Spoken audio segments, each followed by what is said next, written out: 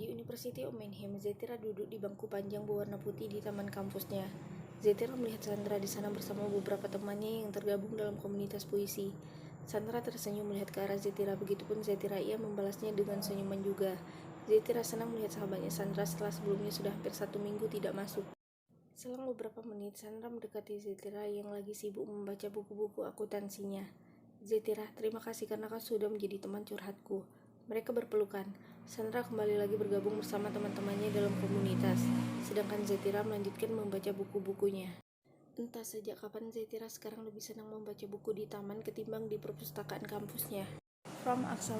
Zetira, kau sedang apa? Apa aku mengganggumu? Tuh Axel, aku sedang sibuk. Ada banyak tugas yang diberikan Mr. Jorgen. From Axel. Oh baiklah, balas ini setelah kau menyelesaikan tugasmu. Aku ingin menanyakan keadaan Sandra. Richard sudah mengundurkan diri dari hotelku yang di Munich. Sekali lagi balas jika kau sudah tidak sibuk lagi. 4 jam kemudian. Tuh Axel. Iya, Zetira baru selesai mengetik tugasnya di laptop. From Axel. Aku chatmu panjang kali lebar, hanya itu. Iya, balasmu. Zetira mengabaikan pesannya. Zetira mengingat perkataan Axel saat mereka sedang mengobrol bersama Richard. Kau tahu Zetira, selera humor pria itu sangat rendah, maksudku Richard. Zetira tergelak, senyumnya mengembang seketika mengingat ucapan Axel itu. Kini Jerman sudah memasuki musim gugur. Setelah sebelumnya pepohonan dan bunga-bunga mengembang lalu mati karena musim panas, selanjutnya semua tanaman yang tumbuh di Jerman berguguran.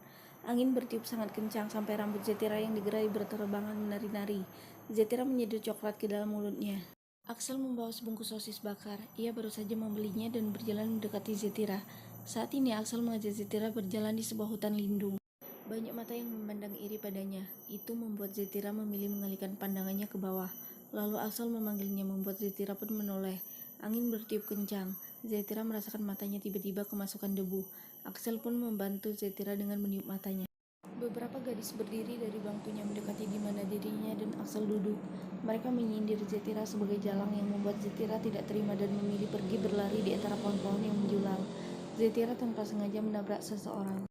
Maaf, Zetira berbalik melihat ke wanita yang barusan ia tabrak, kemudian menyeka air matanya. Wanita itu tertawa sekencang-kencangnya ketika melihat Zetira menangis. Zetira tidak memperdulikan Kay, matanya melihat ke sebelah kirinya. Axel menyusulnya. Kay yang menyadari keberadaan Axel segera pergi. Zetira kembali berbalik, tidak jauh di depannya ada seorang anak kecil terjatuh. Zetira pun menghampirinya dan membantunya untuk bangun. Zetira, ucap Axel membuat Zetira seketika menoleh padanya. Axel mencium bibirnya. Zetira tidak meronta, bibirnya terlalu kaku untuk mengatakan bahwa ia tidak terima. Zetira hanya bisa menggigit bibir bawahnya. Tak lama ponsel Zetira berdering. Kevin, abangnya, sudah ada di apartemennya, membuat Zetira membuka lebar mulutnya tidak percaya.